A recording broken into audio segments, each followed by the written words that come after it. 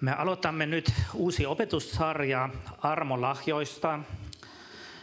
Tai oikeasti me aloitimme sen jo kuukausi sitten, mutta ei kerrottu teille.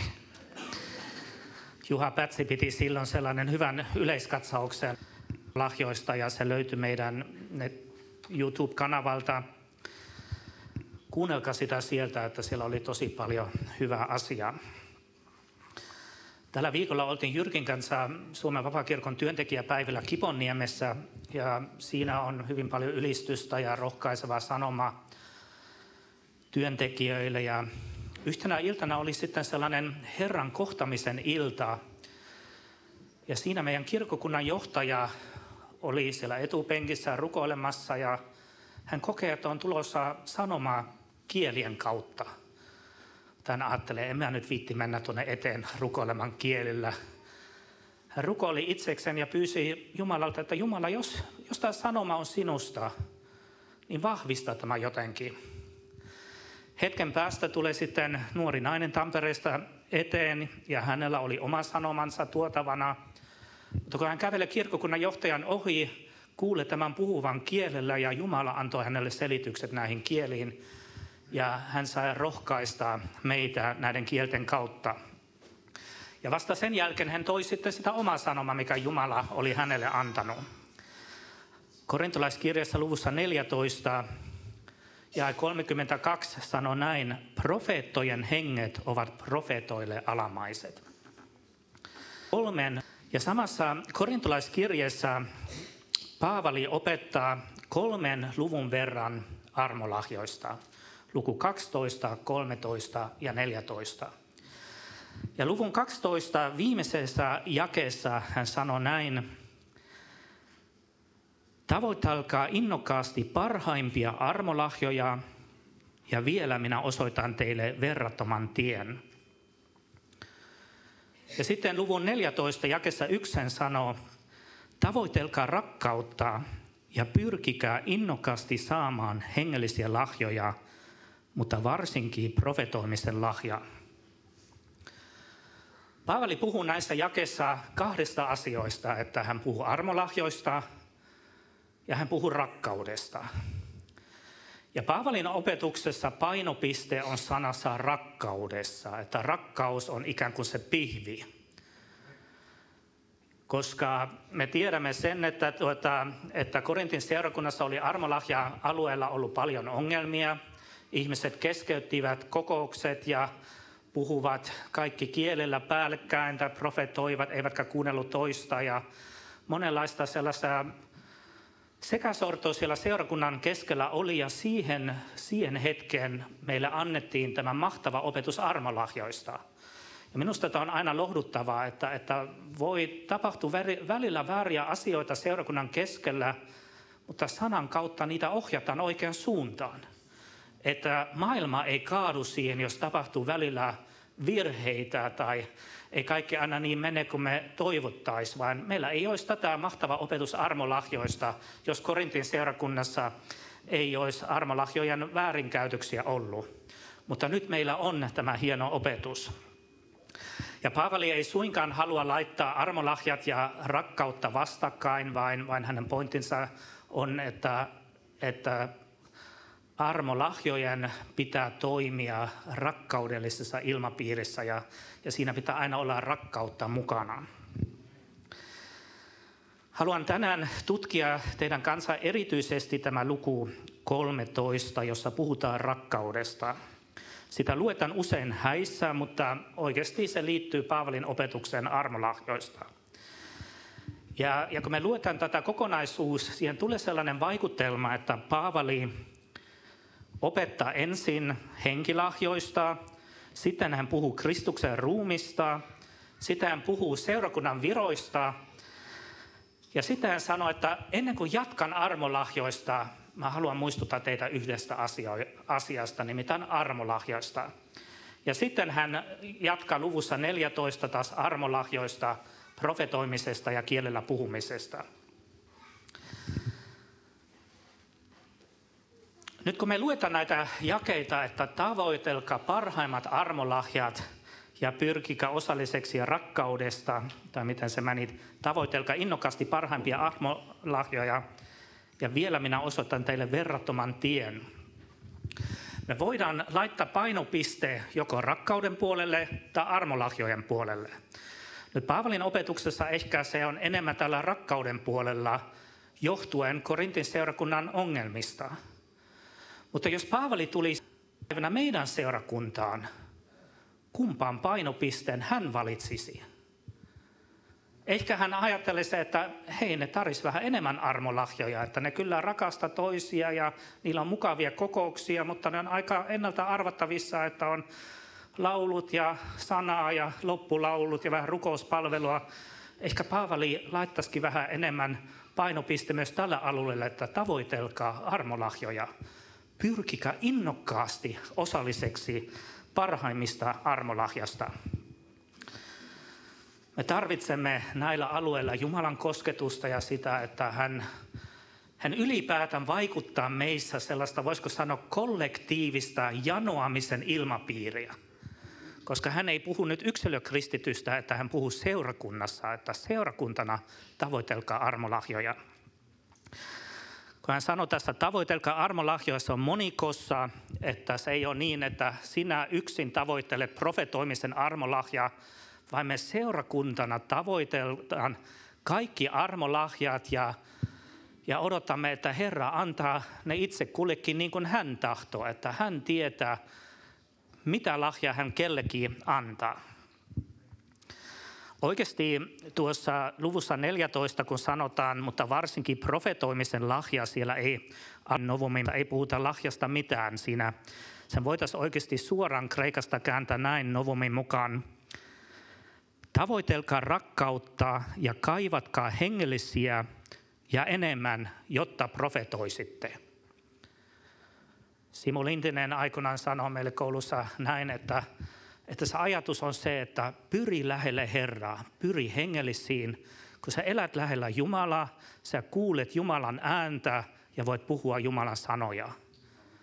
Ja se on yksi osa profetoimista, että profetoimistakin tarkoittaa yksinkertaisesti puhua edestä, mitä on kuuluu Jumalalta. Puhua edessä, mikä on kuuluu. Paavali sanoi, että armolahjat ovat hyviä ja tavoittelemisen arvoisia, mutta rakkauden tie on ylivertainen tie, se verraton tie.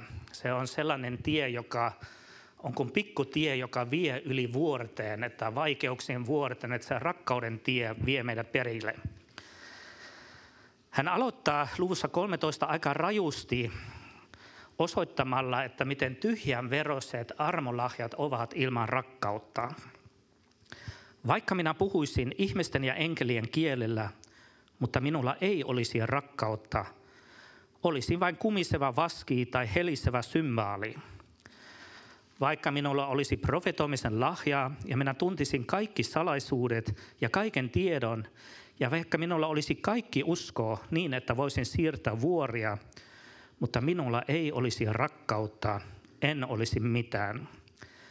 Vaikka jakaisin kaiken omaisuuteni muiden ruokkimiseksi, ja vaikka antaisin ruumine poltettavaksi, mutta minulla ei olisi rakkautta, en siitä mitään hyötyisi.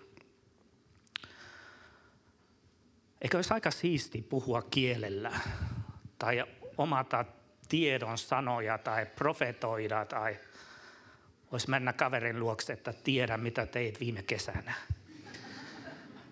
Ja mistä tiedät? Herra ilmoitti. Ja sellaiset armolahjathan, nehän korottaa tietyllä tavalla meitä. Että on tosi hienoa, että armolahjan kautta voi ikään kuin käyttää valta toisen ihmisen yllä. Ja voisi olla aika pelottava, jos sun kaveri tietää sun asiat. Aikanaan alfakurssissa oli tällainen esimerkki. Sir Arthur Conan Doyle teki kerran sellaisen kepposen hänen kaverille, että hän kirjoitti heille kirjeen, jossa luki, että pakene pian, kaikki on saatu selville. Ja monet heistä pakeni, että oli jotain siellä luurankoja kaapissa, että he pakeni ja pelkäsivät, että tietoja tulisi julki. Mutta Paavali tässä sanoo, että että ilman rakkautta armolahjat voivat oikeasti olla aika vaarallisia ja kovia. Että me tarvitaan rakkautta ja ilman rakkautta nämä armolahjat ovat hyödyttömiä ja olemme mitättömiä. Ja tässä hän käyttää jopa niin rajun esimerkin, että vaikka kuolisin marttyyrikuolemaan tai joku sanoo, voitaisiin kääntää myös näin, vaikka möisin itseni orjaksi, en olisi mitään, että jos ei olisi rakkautta. Sekin voi tapahtua vääristä vaikuttimista, että voi haluta saada hyvän maineen tai vaskia. Vaikuttimia sen taustalla voisi olla. Ja hän sanoi, että olisin kuin kumiseva vaski ja helisevä symbaali, en olisi mitään tai en siitä mitään hyötyisi. Tämmöisiä sanoja Paavali käyttää, jos ei ole rakkautta. Korintti oli tunnettu vaskisepistä ja siellä käsiteltiin vaskea ja sitä vasken pauketta kuului koko ajan kaupungissa. Ja hän vertaa näitä armolahjoja sellaisen tyhjän päiväisen kilinän tai vasken paukkeeseen, joka vähän rasittaa ja kiusaa ihmisiä. Ajattele, että sinulla voi olla monenlaisia armolahjoja ja silti Paavali sanoi tässä, että voit olla mitätön, hyödytön kuin epävireinen soitin. Mutta sitten voit myös ajatella toisella tavalla, että ajattele, että Jumala on vaikuttanut sun sydämessä.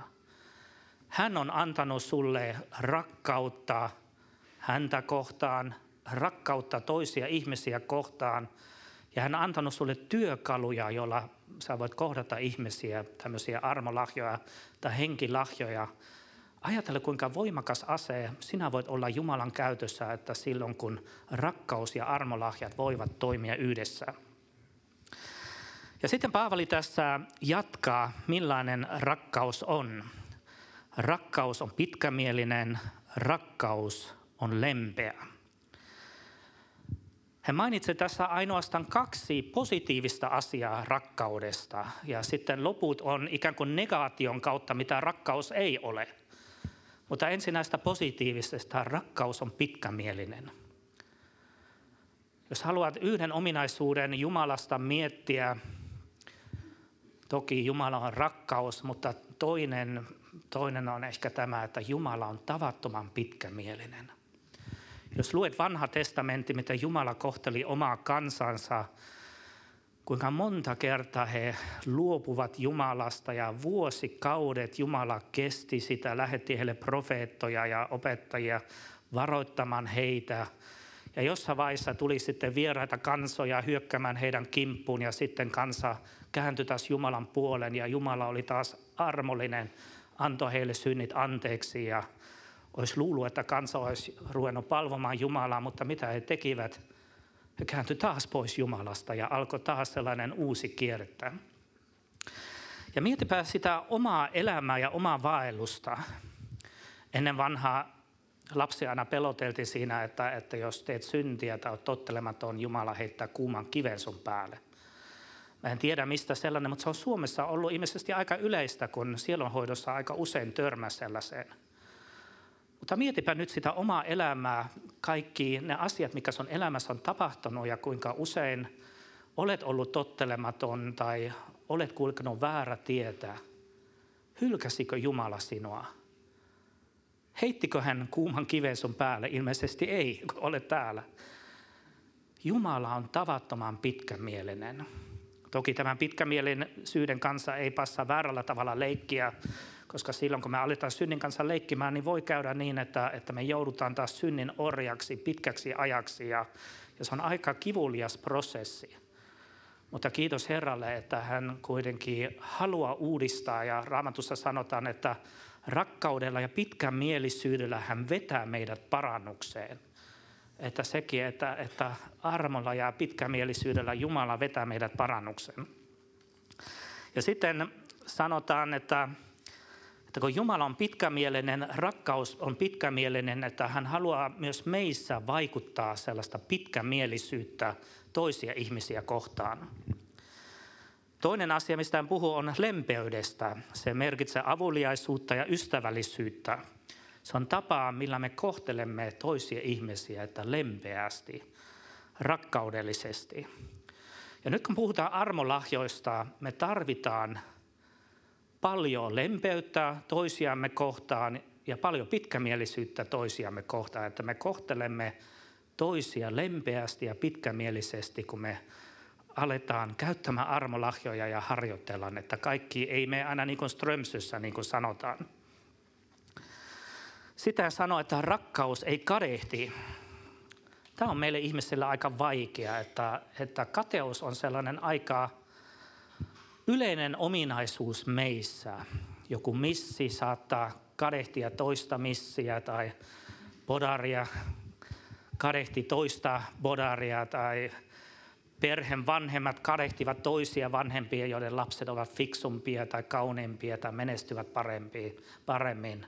Saarnaaja kadehti toista saarnamiestä, joka saarnaa paremmin kuin hän. Ja aina ne asiat, mikä meidän elämässä on niin tärkeitä, että niissä alueissa me ollaan helposti kateellisia toisille.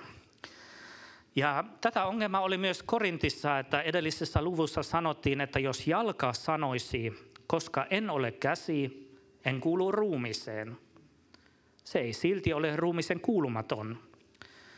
Jos korva sanoisi, koska en ole silmä, en kuulu ruumiseen, se ei silti ole ruumisen kuulumaton. Me niin helposti vertaillaan myös seurakunnan keskellä, että tuolla on parempi lahja kuin mulle, että miksi tuolla on profetoimisen lahja tai parantamisen lahja tai opettamisen lahja tai palvelemisen lahja ja miksi ei mulla ole.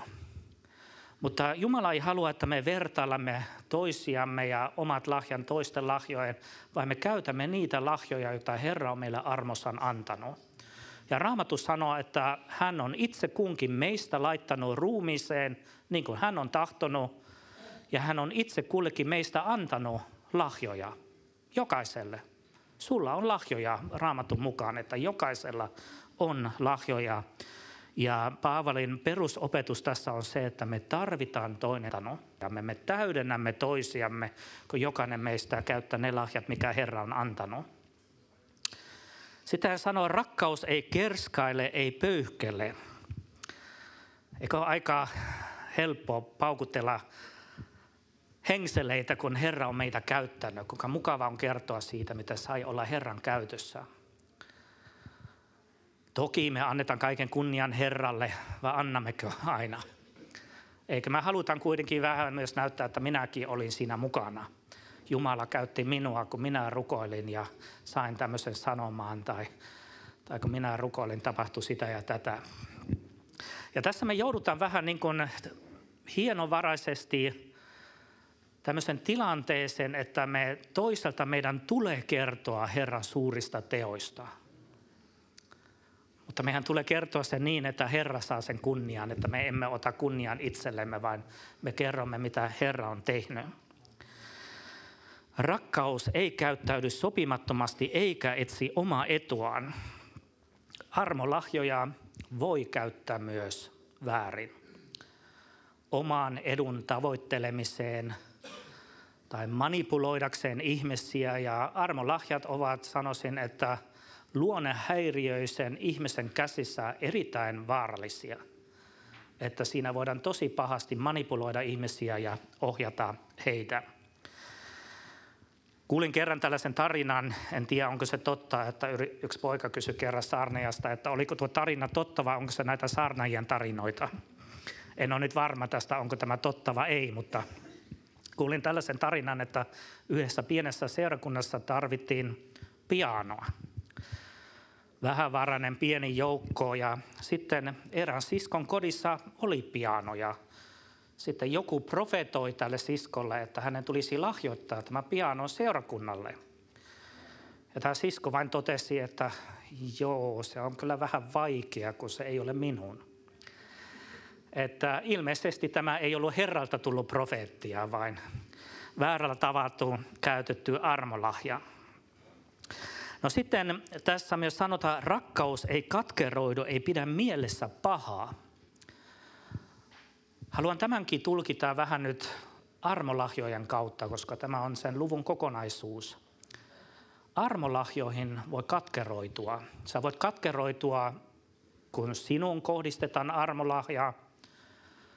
Tai sinä voit katkeroitua siihen, kun yrität käyttää armolahjaa ja joku väärällä tavalla arvostele sinua tai jarruttaa sinua. Että sä voit siihenkin, että tavallaan mennä kipsin, etkä monen vuoteen enää käytä sitä lahjaa.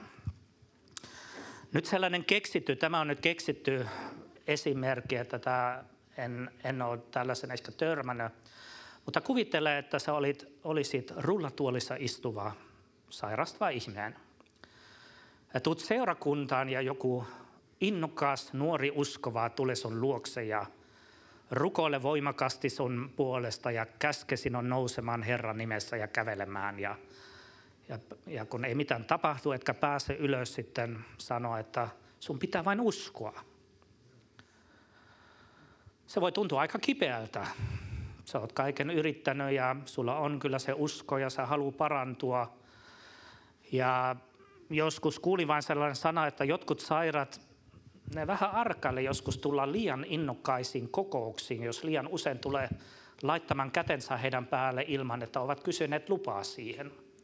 Ja sanoisin tämmöisessä tilanteessa, että älä lähde rukoilemaan sairaan puolesta, jos et ihan voimakkaasti kuule Herran kehotusta tai jos ei toinen pyydä sua rukoilemaan. Että silloin kun toinen pyytää, tilanne on aivan erilainen, että silloin sulla on lupa rukoilla hänen puolesta ja pyytää sitä parantumista Herralta. Mutta joskus toki voi tulla myös sellainen voimakas kehotus Jumalalta, että mene tuon sairaan ihmisen luokse ja rukoile hänen puolestaan. Mutta sellaisessa tilanteessa, että kun kokee, että sua on väärin kohdeltua, että siihen voi katkeroitua ja sanoa, että tuohon en enemmän ikinä. Ja toinen tilanne, niin kuin äsken sanoin, voi olla sellainen tilanne, että sä yritit käyttää armolahja, mutta sua väärällä tavalla jarrutettiin eikä annettu lupaa sinne. Ja mä sanoisin näin, että jos sulle tulee sanoma Jumalalta, olisi aina tosi fiksu tulla juontajan luokse ja sanoa, että mä koen, että mä saan tällaisen sanoman. Ja juontaja antaa sinulle tilan tai ei anna. Se riippuu hyvin paljon hänestä, miten hän sen arvioi, se sun sanoman. Mutta sinä olet oman vastuusi tehnyt, että sinä olet tuonut sen, mikä sä koet saaneesi. Ja juontaja joutuu vähän aina arvioimaan, että sopiiko tämä nyt tähän tilanteeseen, tai onko tämä nyt sanoma, joka vai yhdelle henkilölle vai koko seurakunnalle. Ja siinä on monia asioita siihen, joka saattaa siihen vaikuttaa, en nyt siitä sen enempää. Mutta fiksu tapa on aina tulla kokouksen juontajan luokse, joka huolehti kokouksesta, ja hän sitten joutuu arvioimaan sitä. Mutta haluan teille kertoa yhdestä tilanteesta, joka liittyy mun oman elämään. Mun äiti oli aikoinaan, en tiedä oliko hän innokas profeetta, en siitä kauheasti, mutta hän oli erässä seurakunnassa Saksassa profetoinut jotakin, joka liittyy tämmöiseen suomalaisen angstiin, että nämä profeetiat, jotka aina uudelleen nousee, että Venäjä hyökkää Suomeen ja siihen sitten sisältö myös sitä, että he tulevat aina Saksaan tiettyyn rajan asti ja oli sitten seurakunnassa tällaista profetoinut. Ja häntä oli siitä nuhdeltu ja puhuteltu ja mun äiti oli siitä katkeroitunut, näin minä sen tulkitsen. Hän ei käynyt enää siinä seurakunnassa ja ehkä se katkeruuden ilmapiiri oli myös aistittavissa meidän kotona, että mun äiti eristäytyi täysin muista uskovista ja oli aika paljon yksin ja se vaikutti myös tietyllä tavalla meihin lapsiin. Ja sitten mä tulin herätyksen yhden luokkakaverin kautta nimenomaan tuossa kyseisessä seurakunnassa. Ja olisin halunnut mennä siellä kasteelle, mutta mun äiti ei halunnut sitä, että menee siihen seurakuntaan. Ja mun uskon kasvu pitkäksi aika jää pois. Ja en elänyt kovin sellaista aktiivista etsikkoaikaa silloin enää. Kunnes tulin sitten Suomeen ja tulin sitten täällä uskoon. Ja sitten kun mä täällä opiskelin diakoniksi, mulla oli mahdollisuus mennä harjoittelemaan Saksaan ja menin siihen kyseiseen seurakuntaan. Mun äiti oli siinä vaiheessa jo kuollut ja mun ohjaajaksi tuli se vanhemmiston veli, joka oli aikanaan kieltänyt mun äitiä. Ja mä kuulin sitten hänen versionsa tilanteesta ja kuulin niitä taustoja ja tajusin, että kyllä hän oli ihan oikein toiminut. Että se oli niin paljon pelkoa aiheuttanut seurakunnassa ja Ja niin kuin tiedämme, että tästä on yli 30 vuotta aikaa, eikä Venäjä ole vielä Saksaan hyökännyt. Että siinä oli paljon pelko siinä seurakunnassa syntynyt. Mutta se, mikä mä koin, kun mä tätä saarnaa valmistelin, mä koin, että täälläkin on henkilöitä, joilla on armoa lahja-alueella, pettymyksiä. Ja sä oot ehkä vääränlaisia profeetioita tai vääränlaisia sanomia saanut, ja se on ikään kuin laittanut sinut lukkoon, että sä et halua edes kuulla koko aiheesta. Etkä haluat mieluummin turvallisessa vesissä liikkua. Mutta mä koen, että Jumala haluaa parantaa niitä haavoja, mikä tällä alueella on tullut sun elämään. Että sä et jää jumiin niihin ja ikään kuin työnnät pois kaikki sitä hyvää, mikä Jumalalla olisi sulle annettava myös armolahjojen kautta. Sitten sanotaan, rakkaus ei iloitse vääryydestä, vaan iloitse yhdessä totuuden kanssa. Sanon tästä vain sen verran, että älä kerro vain niitä huonoja kokemuksia armolahjoista. Kerro myös niitä hyviä ja iloitse niistä sitä hyvästä, mikä Jumala tekee.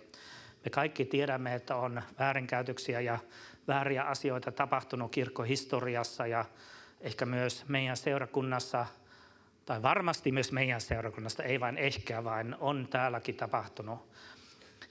Mutta emme jää niihin kiinni, vaan me halutaan mennä eteenpäin. Kaiken se peittää, kaikessa uskoo, kaikessa toivoo, kaiken se kärsii. Nämäkin on aika mahtavat sanat liittyen armolahjoihin. Nykyään kun ihmiset tulee uskoon, niin seurakunta ei ole monta kertaa se ainoa paikka, mistä ne ammentaa opetusta, vaan ne kuuntelee kaiken maailman villejä opetuksia netistä ja sitten ne tulee ajamaan demoneita ulos joka paikasta ja tekee monenlaisia asioita uskon hengessä ja siinä työntekijä pitää vain uskoa ja toivoa, että niistä kasvaisi terveitä uskovia ja pääsisivät raitiille urille. Ja täytyy sanoa, että vuosien varrella on melko villiä juttuja joskus nähnyt, mutta kun katsoo asiaa taaksepäin, miten hienovaraisesti kuitenkin Jumala ohjaa, että jos on vilpitön sydän ja vilpitön etsijä, niin kyllä Jumala ohjaa raitteille, uomille ja opettaa käyttämään lahjoja raittiisti. Itse joskus työntekijänä, kun tämmöisiin tilanteisiin puuttuu tai haluaa jotain opettaa, niin siinä tulee aina pikkusen oloa, että tuossa on nyt tämä hengellinen palava nuori uskova ja minä olen tämmöinen hengetön pappi, joka tällä haluaa sammutan henkiä. Sellainen asetelma näissä aika helposti syntyy ja se vaati nuorelta uskovaltakin vähän sellaista nöyryyttä kypsiä uskovia kohtaan, että kaikki on nähty 30 vuodessa, että on monenlaista nähty ja nämä ei ole uusia asioita seurakunnassa, vaan niitä on monta kymmentä vuotta tässä tutkittu. Sitten Paavali sanoi näin, että rakkaus ei koskaan häviä, mutta profetoiminen katoaa, kielillä puhuminen lakkaa ja tieto katoaa. Tietämisemme on näet vajavaista, voitaisiin myös kääntää osittaista, 50-50. Ja profetoimisemme on vajavaista, mutta kun tulee se, mikä on täydellistä, katoaa se, mikä on vajavasta. Eli kielillä puhuminen, profetoiminen ja tieto ovat täällä maan päällä vajavaisia tai osittaisia ja ne lakkaa eränä päivänä. Ja milloin ne lakkaa, kun tulee se, mikä on täydellistä. Nyt tämä ajatus, että kun tulee se, mikä on täydellistä, että tämä on tulkittu sillä tavalla, että Calvin aikanaan tulkitsi sen näin, että silloin kun Raamattu oli valmis, eli oli tämä kaanoni tullut, että mitkä kirjat siihen Raamatun kuuluu, että silloin lakkasi armolahjat. Ja tätä oppia esiintyy myös Suomessa näissä reformoidussa baptistissa ehkä eniten. Se on niin sanottu sessationismi-oppi, eli armolahjat lakkasivat toimimasta, kun Raamattu alkoi olemaan valmis. Ja Calvin kehitti tätä oppia vastalauseenne katolilaiselle ihmeiden etsimiselle, että katolilaisessa kirkossa oli paljon sellaisen pyhien palvontaa ja niin edespäin ja paljon vääriä oppia, mutta ne sitä aina perustelee, että kun meillä kuitenkin tapahtui näitä ihmeitä, että tämä oppikin täytyy olla oikea. Ja Calvin taisteli sitä vastaan, että nämä ihmeet eivät todista yhtään mitään ja hän kehitti sitten tällaista oppia, että nämä armolahjat on lakannut kokonaan. Mutta heidän tulkinta on kuitenkin kestämätön historian valossa ja myöskin tämän Raamatun paikan valossa. Kautta historiaa me ollaan nähty, että armolahjat ovat toimineet ja me ollaan myös Suomessa aika voimakkaita armolahja-asioita nähty esimerkiksi heränäisyydessä, että kun Jumala vuodatti pyhän hengen, että ihmiset olivat pellolla työssä, kun alkoivat yhtäkkiä puhumaan kielellä. Se oli suvereeni Jumalan hengen työtä. Ja tämä täydellisyys, missä Paavali tässä viittaa, on se, että kun me olemme taivaassa ja myöhemmin sanotaan, että silloin me näemme kasvoista kasvoihin. Että mä tulkitsen sen niin, että täydellisyys tässä luvussa ei viittaa Raamattuun, vaan se viittaa siihen, että kun me olemme taivassa ja näemme Jumalan kasvoista kasvoihin.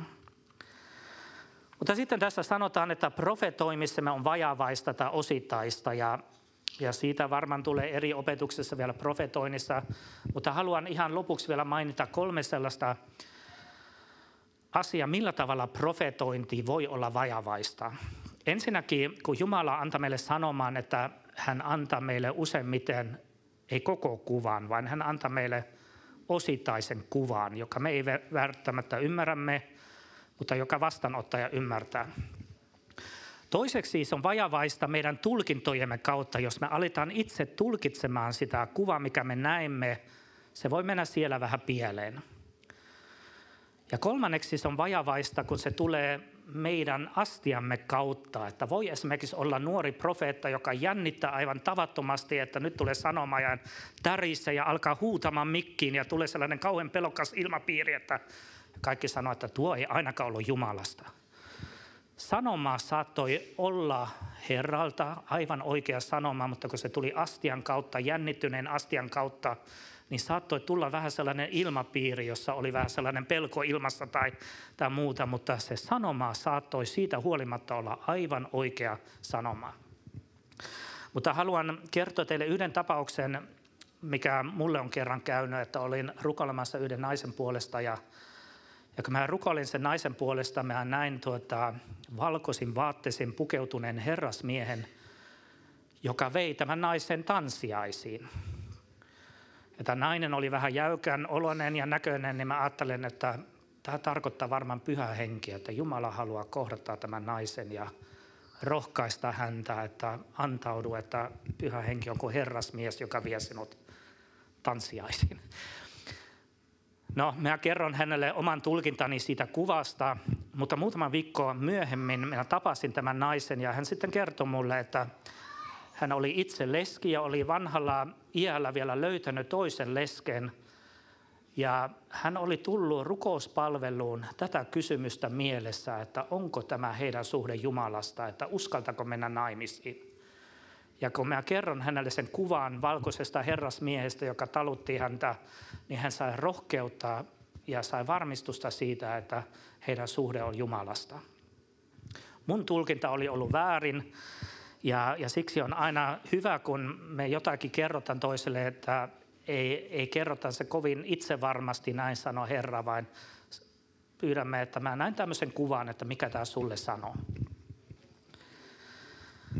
Sitten Paavali sanoi, nyt näemme kun kuvastimesta himmeänä heijastuksen tavoin, mutta silloin kasvosta kasvoin, nyt tunnen vajavaisesti, mutta silloin täydellisesti, niin kuin minuakin täydellisesti tunnetaan.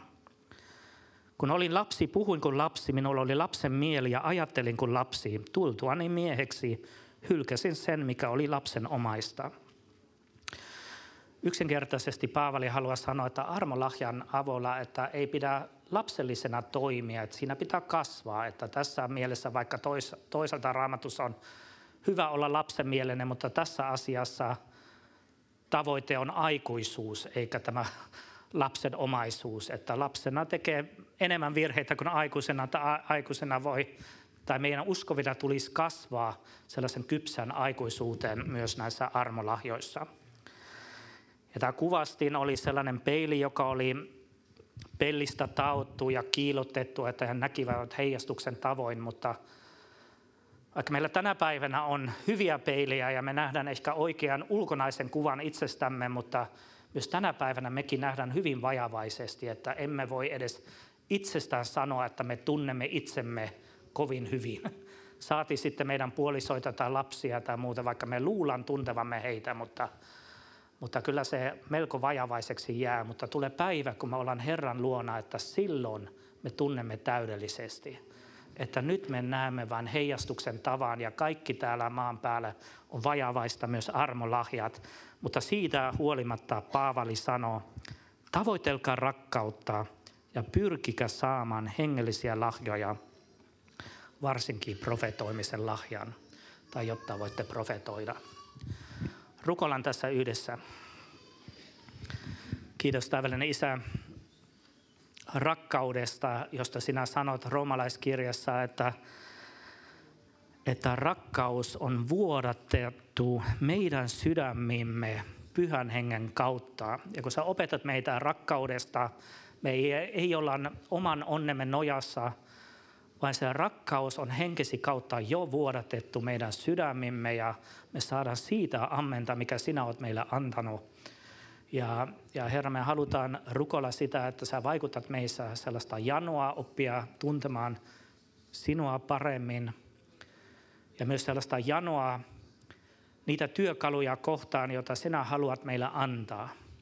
Herra, me rukoillaan sitä, että seurakunnasta ei olisi puutetta mistään armolahjasta, vaan ihmiset, jotka tulevat sinun seurakuntaan, saisivat täällä kohdata sinua ja saisivat myös yliluonnollisella tavalla apua sinulta. Kiitos, että siunaat tämän syksyn ja niitä opetuksia, joita täällä annamme ja myös ehkä niitä harjoituksia, mikä tehdään. Ja anna meille rohkeutta käyttää niitä lahjoja, jotka sinä olet meille antanut. Ja Herra, mä pyydän, että jos täällä on ihmisiä, jotka ovat tavalla tai toisella katkeroituneita tai tukossa näillä alueilla, jotka ovat kokeneet, että heitä on väärin kohdellut, niin Herra, mä pyydän, että he eivät muistelisi pahan, eivätkä katkeroituisi, vaan voisivat elää evankeliumin mukaisesti ja antaa anteeksi ja mennä eteenpäin. Kiitos, että sinä tänäänkin parannat haavoja Jeesuksen nimessä. Amen.